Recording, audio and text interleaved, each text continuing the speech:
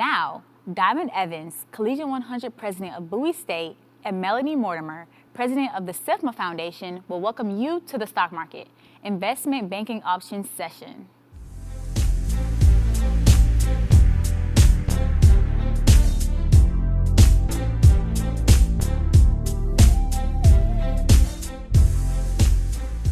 My name is Diamond Evans, President of the Collegiate 100 on the campus of Bowie State University. My major is Sport Management with a concentration in General Business. We are sponsored by 100 Black men of Prince George's County. In my opinion, it is essential to be knowledgeable about financial planning and investments. I plan to use tools and knowledge as well to help my entrepreneurial ventures. Thank you. Hello, Collegiate 100. I'm Melanie Mortimer, President of the SIFMA Foundation. Welcome to today's Power Forum, Stock Market Investment Banking Options, generously sponsored by Lilly Endowment. Today, you're going to hear firsthand from business experts about financial decision-making, investing, and financial careers. Now more than ever, the need for understanding personal finance and investing is enormous, whether maximizing the value and benefits of a first paycheck, moving from surviving to thriving, or developing an investment strategy to carry yourself through retirement. Knowing the foundations of personal finance will enable you to make informed decisions, to reduce financial stress, to build wealth, and to experience a more positive financial life through adulthood. The SIFMA Foundation is the nation's leading nonprofit organization dedicated to youth financial education. Our portfolio of financial education programs has reached nearly 20 million students to date, building knowledge and skills through hands-on learning about personal finance, investing, capital markets, and financial careers.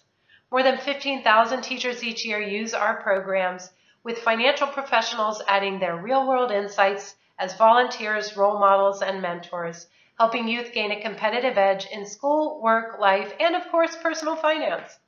You might be familiar with the SIFMA Foundation's flagship initiative, the Stock Market Game. It has been around for 43 years and is offered nationwide. Starting with a virtual cash account of $100,000, participants strive to create the best performing portfolio of bonds, stocks, mutual funds, ETFs, and ESGs through the competition. Hey, it's not only fun and exciting, but it also improves test scores in economics, math, and personal finance. Check it out, www.stockmarketgame.org. There's also a long-term investing scenario analyst-style written essay competition that we have called Invest Right. It's a culminating activity for the Stock Market Game, and we have financial professionals who read the essays and rank them, where students are competing for national and state level prizes. And then we have the Capitol Hill Challenge, where we match 100% of Congress to schools in their district as the schools and students compete in a special springtime stock market game competition. Very exciting. Lastly, we have the Invest It Forward program, which is a skills-based volunteer program that fosters career exploration, mentorship, and industry partnership between the financial industry and schools, where students are able to learn a little more about these areas through the firsthand experience of volunteers. Our experienced volunteers are actually here with us today representing the Invest It Forward program, and they're going to talk to you about their experiences in the industry. Our first speaker is Dolores Rubin. She is a Deutsche Bank director and has been in the financial industry for 28 years as an equity trader. She's a native New Yorker and a graduate of Duke University. We'll also hear from Lionel Harris, HR Strategic Advisor at Fidelity Investments, who has spent 23 years as an analyst and fund manager on the asset management side. Lionel has a BA in economics from Dartmouth College and an MBA from Wharton at the University of Pennsylvania. Also joining our panel is Nathaniel Anderson, a Fidelity Investments investment consultant who has overseen 401k service and has worked as a full trader and financial representative. He's a former collegiate athlete turned financial advisor and earned his BA from North Carolina A&T State University. Moderating today's session is my colleague, Michelle Naguchi, Vice President at the SIFMA Foundation and Manager of the Invest It Forward program. Now, before we get started, I'd like to thank 100 Black Men of America for inviting us to be here with you today. And I'd like to thank our gracious speakers again for spending their time with us today to help you get a head start on investing. I hope you'll find today's session exciting, informative, and inspiring. For further information on any of the programs I've mentioned, feel free to contact us at sifma.org/foundation or www.stockmarketgame.org. That's www.stockmarketgame.org. Now let's hand it over to Michelle. I hope you have a wonderful day, a wonderful session, and a wonderful conference. Good afternoon. Good afternoon. My name is Michelle Naguchi. I am with the SIFMA Foundation, who is the host to the Stock Market Game, an acclaimed program that teaches about saving and investing, typically in students from grades 4 through 12. It's a pleasure to be speaking to you here at that collegiate level. We're delighted to join you for your conference. My particular role at the foundation is one that focuses on bringing our industry financial firm partners and their employees to folks just like you on the other line to learn not just about finance, investing and saving basics, but also about the careers that the industry affords as future potential for your consideration. We have 3 awesome volunteers with us today, and I'm going to turn to each one of them and ask them to briefly introduce themselves. So Lionel, I believe we will start with you. Sure. Thank you, Michelle. I'm glad to be here. My name is Lionel Harris. I have been at Fidelity Investments now for 25 years, but I've had 5 separate and distinct roles since being at Fidelity. I started out as a high yield bond analyst, and then I was a manager in the high yield bond area, investing on behalf of our clients. And then I moved over to the small cap equity team, and I was a fund manager for about 15 years. Most recently, I decided to make a complete career change, and I switched over to an HR role where I'm a strategic advisor focused on diversity, equity, and inclusion, employee engagement. So that's my story. I'll pass it over to Nathaniel. Thank you, Lionel. Nathaniel Anderson. I've been with Fidelity Investments for a little over 5.5 years. Started off as a mutual fund trader, eventually moved over into our 401k space as a workplace planning consultant, and then moved into the actual investor center, meeting with clients face-to-face as an investment consultant. So about halfway to Fidelity, I've been in multiple departments of the organization, so the background is there. I'm happy to be here. Thank you, Lionel. I'm going to go pass this to Dolores. Hi there. So my name is Dolores Rubin. I have been at Deutsche Bank for the last 26 years as an equity trader. I began as an international equity trader in our markets division, and then moved after 9 years to our wealth management division, where I've been ever since. So essentially, I do one thing: I trade stocks. And back to you, Michelle.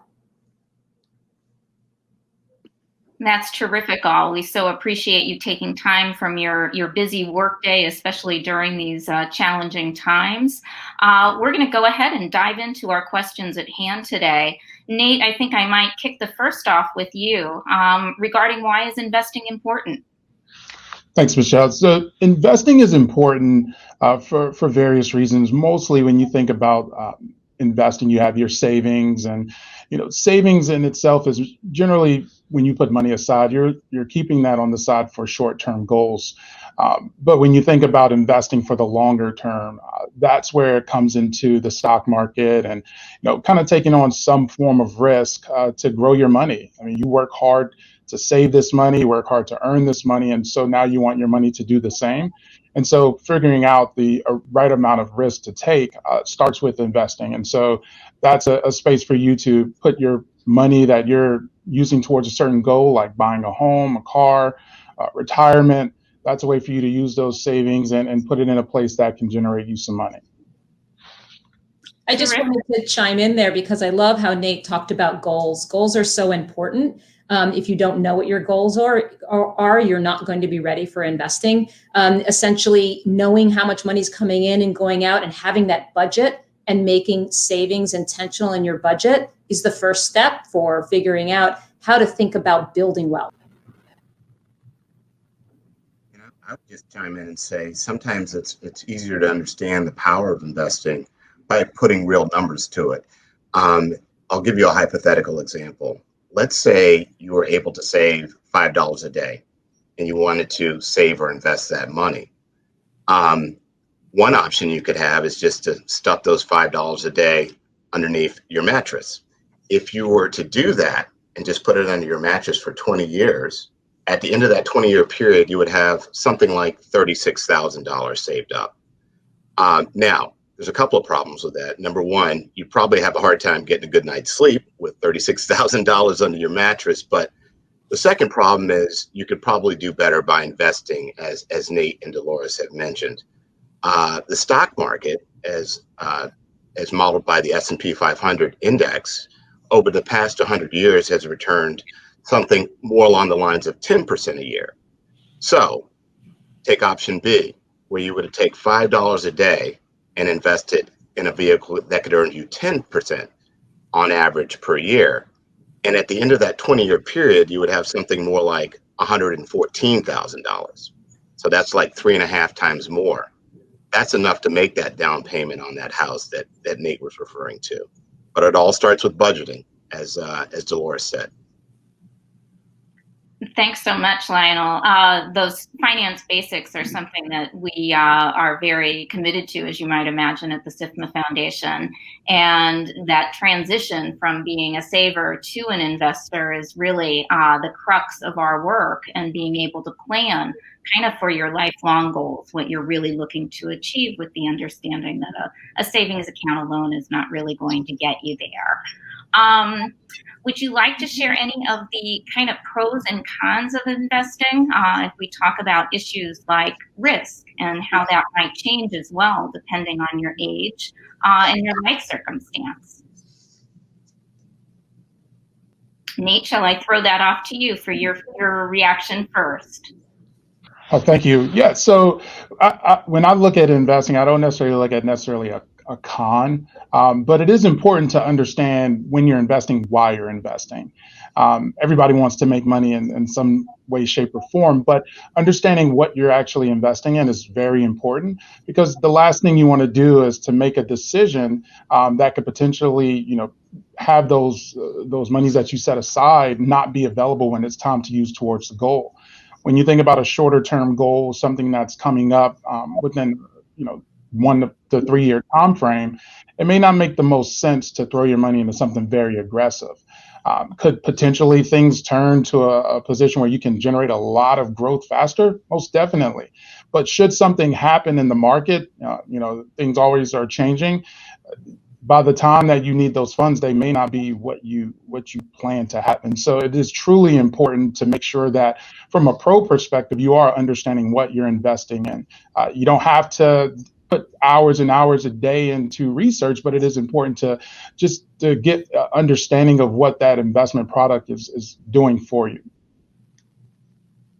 Thanks so much, Nate. I tend to Dolores and Lionel. Yeah, I tend to agree with Nate. It's not about necessarily pros and cons. Again, we're talking about building wealth, and investing is that vehicle for building wealth after you've gotten all of that savings down and you have your emergency fund ready. The key is understanding also what your risk tolerance is. And that's going to be a very personal decision. Understanding about what it is that you are okay with in case it does not take off as an investment, or that you may lose. Everyone's going to have a different level of risk tolerance. And it's important to understand where you and your family, where you fit in that spectrum, so that when you are making an informed decision after you've done your research, that you know that this is not money that you have to rely on to pay those bills for next month. But you know that if you can stick with it and you've done your homework, that it will pay those dividends, as Lionel was saying, in the end, having a lot more than just the money sitting under the mattress.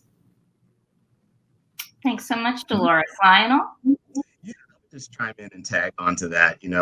When I think about the cons of investing that I've experienced in my career, it's been where I haven't followed the proper path. For example, one of the things I would encourage the audience to try to do is keep a long view, right? You can't have that short-term view that Nathaniel was talking about and be as successful an investor as you would have otherwise been. I mean, you look at some of the best long-term stories in the market. Take Apple, for example. We all know that's a great company and it's been a great stock. But if you look back at their chart over the last 5 years, you'll see that there have been plenty of times, maybe 3 to 5 times, where the stock is corrected down by as much as 20%, even more. If you have a short-term view, you're more likely to get panicked and get scared and sell out of the stock because you don't really have a true understanding of what you own and don't appreciate the long-term story. If you have that long view, I think you'll be more likely to stay in that stock and really reap the full gains from being in an Apple. The other mistake that I've seen people make, and this gets around to cons, is not diversifying. So not putting all your eggs in one basket. You want to spread your investments out across many different types of stocks, many different types of bonds. And you can do that through mutual funds and ETFs and other vehicles. And what that will mean is that you'll be more protected. So if something doesn't do well in the short term, you'll have something else to maybe balance that off. And overall, your portfolio will be more stable.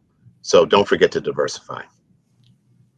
Great words of wisdom, and it actually toggles right over to our next question in terms of, seems like a very large responsibility for an individual to take on by themselves. Can you speak a little bit to the role of a financial firm and what their service is to their investors? Nate, would you like to kick us off with that one, perhaps? Sure. So what I'll say is, in my role, of course, as a financial advisor, my goal and my specialty is to help clients navigate those difficult decisions when it comes to their investments and their retirement. How we assist clients overall, though, is we have processes and platforms in place for those who want to come in and do it themselves, and that's perfectly fine. We're going to give you the resources that you need. But financial firms also have guidance models where you sit down in front of a professional like myself, and we talk through what you're wanting to accomplish. What do you feel like you're missing? What do you feel like you need? And conceptually go through different strategies and options that are going to make the most sense. You can also look at, for a lot of these institutions, including Fidelity, is we have a 401k side of the business. So we understand that nowadays the good old pension plan isn't necessarily being offered as much. So a lot of employees are tasked with having to pretty much fund their own retirement. And so having those options and being able to save and kind of set it and forget it, that's where that comes into play. And then also college savings, you think about building wealth. There's multiple solutions that financial firms generally going to offer you so that you can have your goals accomplished. Thanks so much, Nate. Dolores, Lionel, any further comments along that line? Well, just to chime in, what Nate was describing is that there is information out there, not just at Fidelity, but there's tons of information at almost everyone's fingertips. And so it makes it seem as if you can do it yourself. But there are a lot of things that maybe you may not understand by not having had the exposure to some of not just the terms, but also knowing what is behind some of the charts that you're looking at. So a financial professional is extremely important in helping to navigate the language of the finance, and also to understand how to match, when you've identified your risk tolerance, how to match that with the appropriate asset classes, the appropriate products, whether it's stocks or bonds. And as Lionel said, ensuring that you are diversified, because you may look at a mutual fund or ETF that has a specific name and it says that it's broad-based, or that it's just tech, or that it's just consumer discretionary. But when you actually look at what's in it, it may all have the same top names, because right now tech, consumer discretionary, and the broad market have some of the same names as the heavily weighted in that S&P 500 that Lionel referenced. So it's really important to know that you don't know everything, and that there are people that this is what our job is to help you learn enough so that you can make those informed decisions. Thanks so much, Dolores. Lionel, would you like to piggyback there?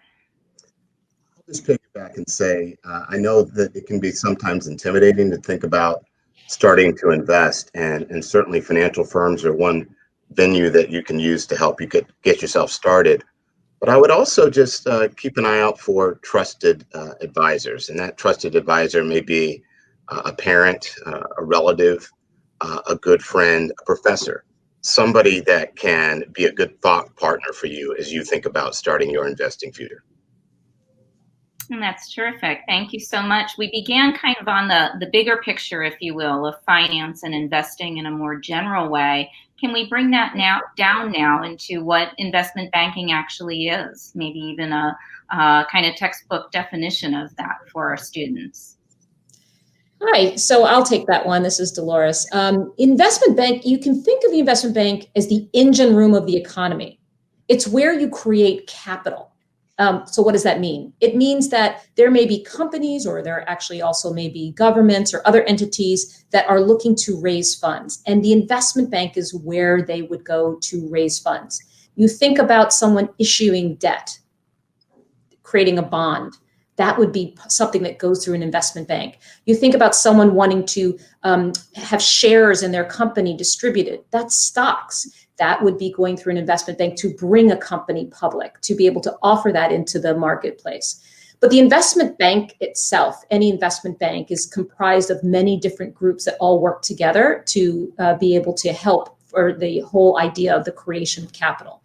We typically think of just sales and trading, but that's just one part. That's when securities are already in the capital markets and they're already available and people are buying and selling them. But there's also that whole road to bringing it to the market. And that's where investment banking firms provide advisory, where they help a company, they navigate a company to understand their value, understand the valuation on how to bring whatever it is, whether it's a stock or bond, to the market. And then also in conjunction with that would be research. The folks that actually are taking a deep dive and they're looking at these publicly traded companies and providing ratings to say, this is a buy, this is a hold, this is a sell, and helping their clients understand where there is value based on all of that deep research. All of these things together are one big part of the investment bank. And I mentioned advisory. Advisory also includes maybe not just bringing something to the capital markets, but maybe making a very big strategic move, wanting to grow or either contract. And that would be mergers and acquisitions would be a way that a company may achieve that. And investment banks would be the place to go to help with understanding whether a merger or an acquisition makes sense at that time. Thanks so much. Any other thoughts or comments from Nate or Nathaniel or Lionel?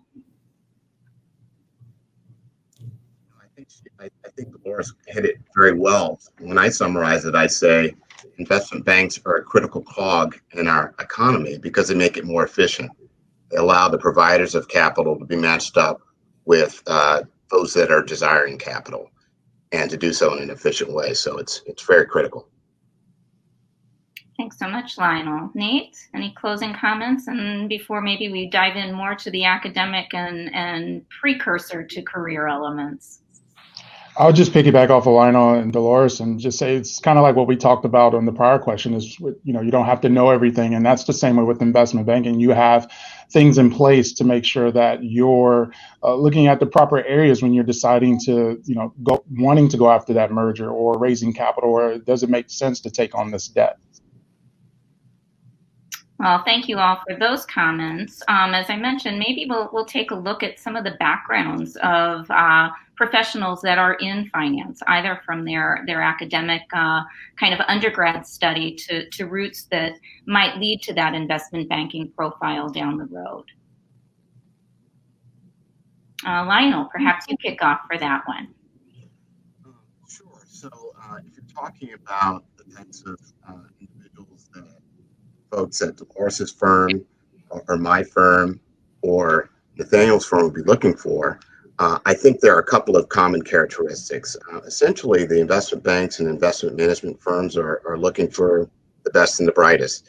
So typically, we want to focus on individuals that have a strong GPA and have good test scores. In addition to that, we'll be looking at your resumes to try and understand to what degree you have a passion to be in our business. And you can show us your passion by joining the investment clubs, taking every opportunity that you can to learn more about finance in your classes, whether that's through economics or through corporate finance or through statistics, things that would show us that you would have a passion and want to be involved in a career where we are. The third thing I would say is obviously a strong work ethic, right? These jobs are tough. They can require long hours, and I think a strong work ethic is going to be required as well. But those are some of the things that we would be looking for. And I think the same is true for consulting firms, investment banking firms, investment management firms. Thanks so much for that. And with two varied backgrounds too in front of us, perhaps Dolores, Nathaniel, you'd like to comment as well on that. I think Lionel, pretty much summed it up. I mean, there are so many general things that are very important, but I think what's really key is in ensuring that you are learning the language of economics and finance, taking extra time to read periodicals. As I mentioned earlier, when you're thinking about investing, there's so much information available. So there's a lot of do-it-yourself in terms of education and keeping up with markets and market news. But I think it is important to think about the type of not only classes, but extracurriculars. As Lionel mentioned, there are investment clubs almost at every single college. That's a great way of just getting a sense of the feel of markets. But also don't forget about alumni networks. The finance industry has so many different parts to it and so many different people working in different areas within finance. There may be someone that went to your school right now that is already doing something in finance. Reach out to them to get a sense of what their day-to-day is. Thanks so much. And Nate, any parting comments on that? Yes, so I'll talk a little bit in a different sense of just like my path. And so I was a former college athlete. The NFL was my top priority, my top focus. And I didn't think in a million years I'd ever be in this position, sitting across from high net worth clients, helping them, navigate their financial decisions and making sure they're in a great place. Lionel touched on the work ethic piece. And so for me, when I came out of college and the NFL wasn't something that worked out for me, I didn't really know what I wanted to do. And so the research, the tools, my first employer's 401k plan just happened to be through the same firm that I'm now working for. And so just spending the time understanding this industry from a credential perspective, I knew that there were licenses that needed to be obtained. And I also knew that I had to put myself in a position where I understood this material to help others, because in my family, we didn't talk about finance. And so this is why I do what I do on a daily basis. And I feel like when you think about what's going to get you into all of these varied roles, is you're going to need the credentials, you're going to need the education, you're going to need to put the time in to understand and perfect your craft on that particular area in this space. But the work ethic component is also something that will speak to that as you continue to push through the different stresses that these type of roles bring, but also the rewards that they can offer as well. Would anyone like to comment kind of on the lifelong learning that's required in the industry, well beyond your high school, undergrad, potentially even, post-grad work, licensing, Nathaniel, you just mentioned, excuse me. The thing is, the industry moves slowly, but there's a lot of changes that happen externally that really impact the finance industry. Regulation is one of them. I mean, we have many folks that are key and critical to any financial firm, your compliance officers, your legal teams. And it's very important to continue to understand how those changes are impacting what those of us that are traders are doing on a day-to-day. But also their trends, their mega trends. I mean, we're seeing right now in this moment, COVID is changing the way we all live, the way we all work. And how do those trends and changes, how do they impact the finance industry? The fact that I'm actually recording from home and I'm a trader is something that no one would have imagined years ago. That's important to know. So keeping up with what that trend may mean for investing is also important. We've seen the stock market actually outperform during COVID, which is surprising because the cases continue to go up. Well, why? Because we have companies who have positioned themselves for this megatrend, the change of technology, the change of how we do work. And those are the most heavily weighted within the S&P. Bottom line is that the constant learning is essential for being on top of where the next trend is, where things are going, and also how to best meet the needs of clients that may be moving faster than the speed of a large corporation. Great input. Lionel, I'm guessing you might have something to add in this particular part of the conversation as well. Well, actually, that was a great answer from Dolores. I don't know if I do have that much to add.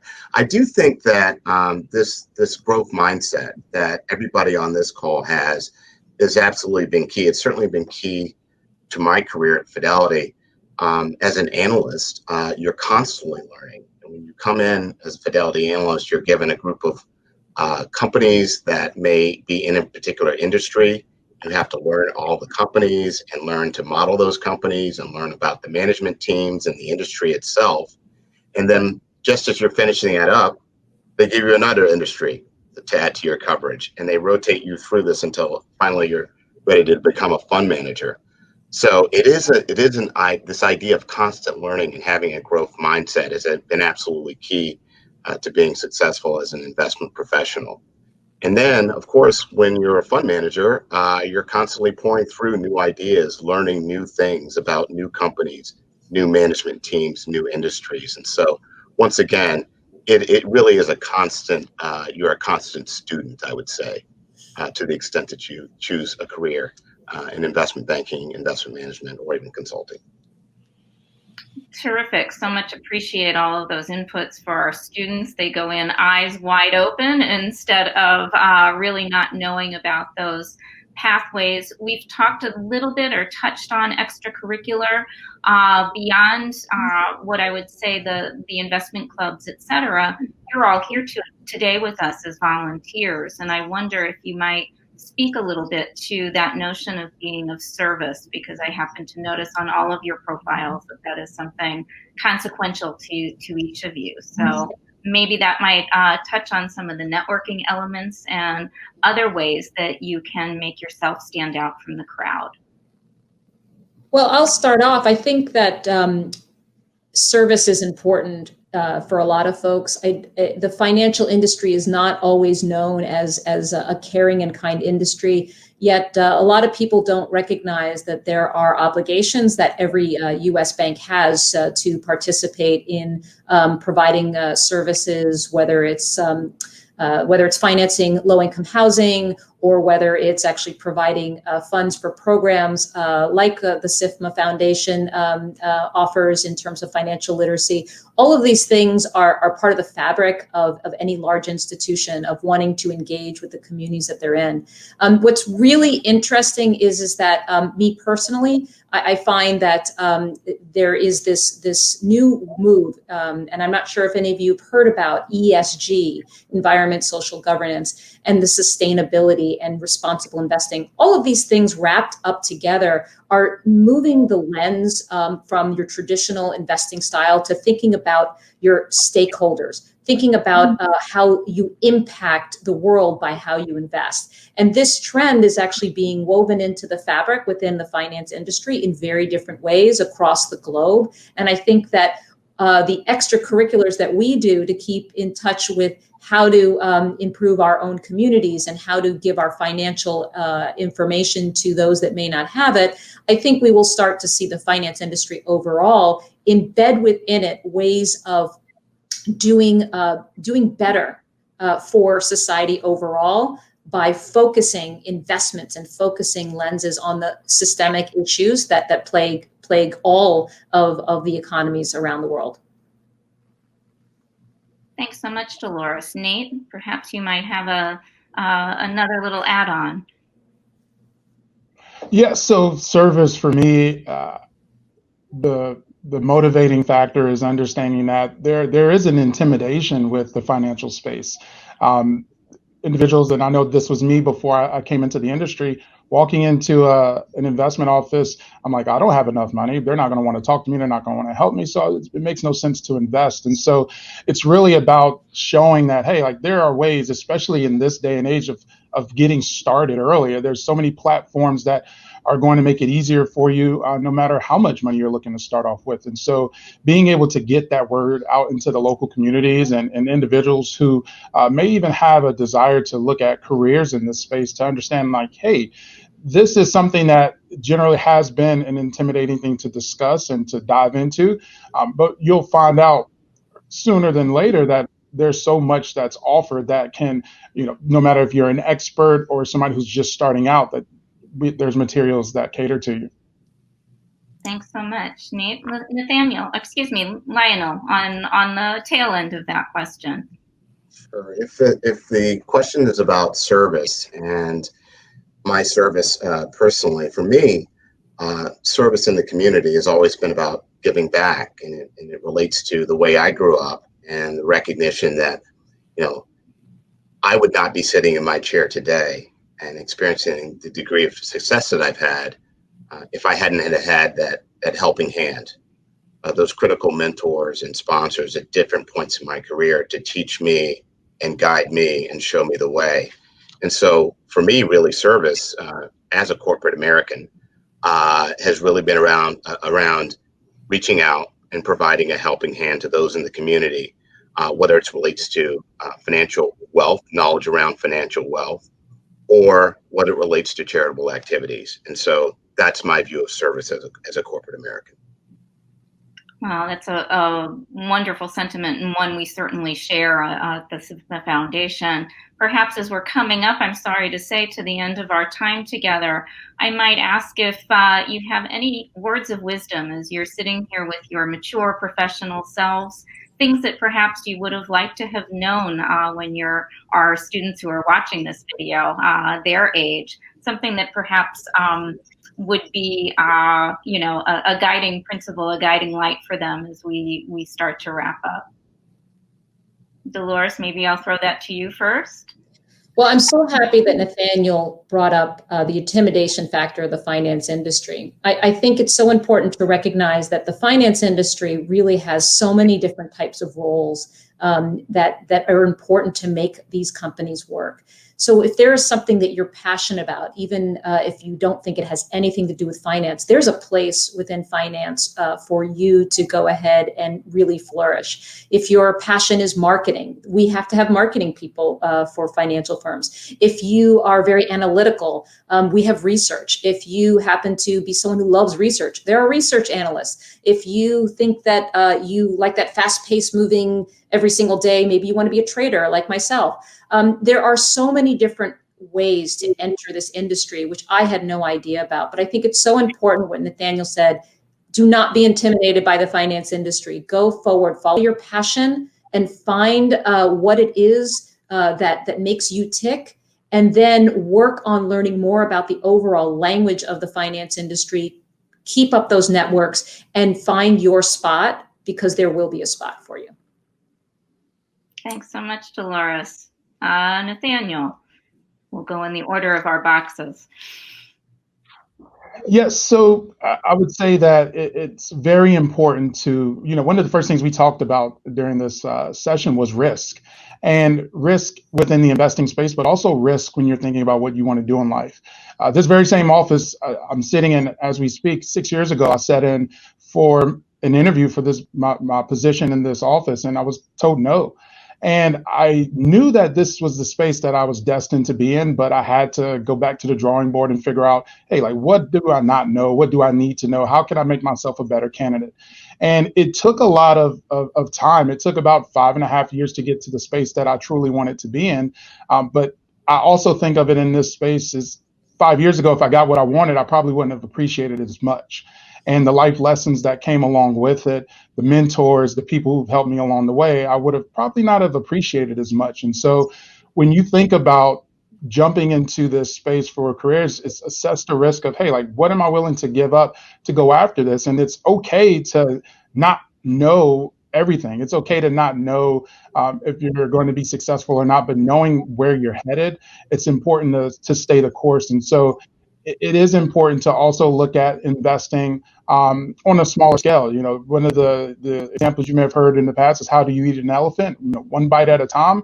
You can apply that principle to everything. And so if there's something that you're passionate about in this space and you say, hey, like this looks like something that I want to do, then go for it. And take those small baby steps that are going to still, at the end of the day, push you forward and put you in a better spot. And make sure that you do appreciate it once you do accomplish those goals. And then you turn it back over and give back to the community as well. What a great motivational, inspirational way to transfer over to you, Lionel. Yeah, I have just a couple of add-ons to that. Absolutely. I was going to tag on with pay it forward by reaching down and pulling others up behind you as you achieve a level of success in your personal and professional lives.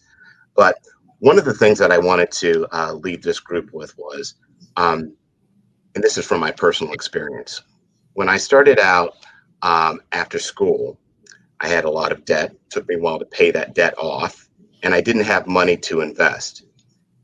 And the point I want to make to you is that you don't have to wait until you have money, gobs of money in your bank account to invest, to actually start preparing yourself to the point where when you do have the money, you'll be able to invest that money wisely. And you can do that by, as Dolores alluded to, starting to read the Wall Street Journal, starting to familiarize yourself with the lingo and the fluency of the financial markets. What types of terms are important? What are people talking about that's important today? Pick up a book about investing. Peter Lynch wrote a book called One Up on Wall Street. That is a great way to just start investing. And the key tenet there is to really know what you own. Benjamin Graham wrote a book about value investing, which is another way you can kind of educate yourself ahead of time. Again, preparing yourself to start that journey to actually making the investments on your own and taking control of your financial life. Well, I can't think of better words to bring us to closure on. I want to thank each and every one of you for your time here this afternoon.